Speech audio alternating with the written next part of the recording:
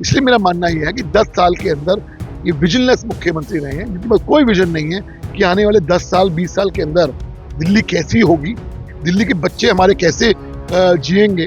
दिल्ली में प्रदूषण बढ़ने के बाद अब दिल्ली सरकार ने ग्रैब 3 लागू कर दिया है, जिसके बाद आज जो गोपाल राय हैं उन्होंने प्रेस कॉन्फ्रेंस करके इसको लागू भी किया और कई अहम बातों का भी जिक्र किया है। हमारे साथ बातचीत करने के लिए हरीश खुराना जी बीजेपी के नेता। सर, जिस तरीके से ग्रैब 3 लागू कर दिया गया है, दिल्ली में प्रदूषण लगातार बढ़ता जा रहा है, क्या कहना चाहेंगे? देखिए, पिछले 10 साल से एक रूटीन अफेयर बन गया है कि अक्टूबर नवंबर दिसंबर आती है, स्थिति इनके काबू से बाहर हो जाती है और ये दिखावे के नाम पर कभी ग्रैब 3 लगा रहे हैं, कभी स्कूल बंद कर रहे हैं, कभी कभी कोई कुछ कर रहे हैं, गाड़ी ऑन ऑफ कर रहे हैं।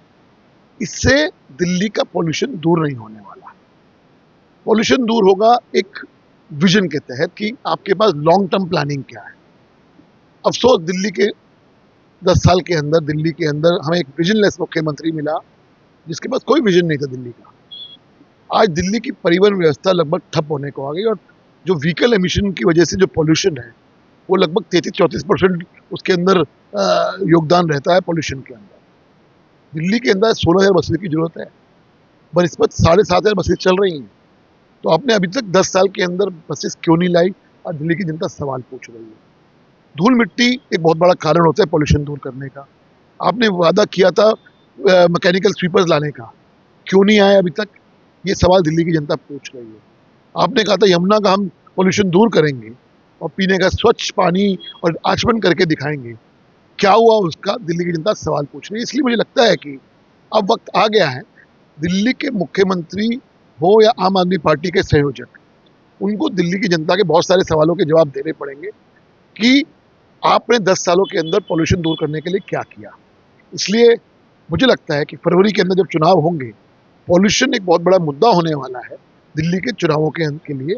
और दिल्ली के जो लोग हैं, चाहे वो बच्चे हों चाहे वो बुजुर्ग हों, आज जो जहरीली हवा खाने करने में मजबूर हैं, उसका जवाब तो अरविंद केजरीवाल और आतिशी को देना पड़ेगा। इस तरीके से दिल्ली की मुख्यमंत्री ने अभी एक बड़ा ऐलान किया है कि ट्रैफिक कंजेशन के लिए अलग-अलग टाइम बाँटा है। जैसे एमसीडी के लिए दिल्ली में 8:30 से 5 बजे का टाइम है, सेंट्रल गवर्नमेंट के लिए 9 से ये सिर्फ और सिर्फ दिखावटी है। जैसे मैंने कहा कि आज दिल्ली के अंदर व्हीकल एमिशन दूर करने के लिए जो 1 करोड़ 1.5 करोड़ टू व्हीलर्स और 4 व्हीलर्स चल रहे हैं, उसको कम करने के लिए, दबाव कम करने के लिए दिल्ली की सरकार ने क्या किया? पब्लिक ट्रांसपोर्ट की हालत बहुत खराब है। लोग पब्लिक ट्रांसपोर्ट को यूज नहीं कर पा रहे हैं। मेट्रो दिल्ली के अंदर एक बहुत बढ़िया व्यवस्था है। सोचिए उस वक्त 93 के अंदर जब भारतीय जनता पार्टी की सरकार बनी थी, अगर उस वक्त दिल्ली का विजन उन्होंने ना प्रस्तुत किया होता कि 20 साल के बाद क्या होगी दिल्ली, आज मेट्रो ना होती तो दिल्ली का आज ट्रैफिक की हालत क्या होती, आप सोच सकते हैं। इसलिए मेरा मानना यह है कि 10 साल के अंदर ये विजनलेस मुख्यमंत्री रहे हैं, जिनके पास कोई विजन नहीं है कि आने वाले 10 साल 20 साल के अंदर दिल्ली कैसी होगी, दिल्ली के बच्चे हमारे कैसे जिएंगे, कैसे होगा, ये कोई विजन नहीं है।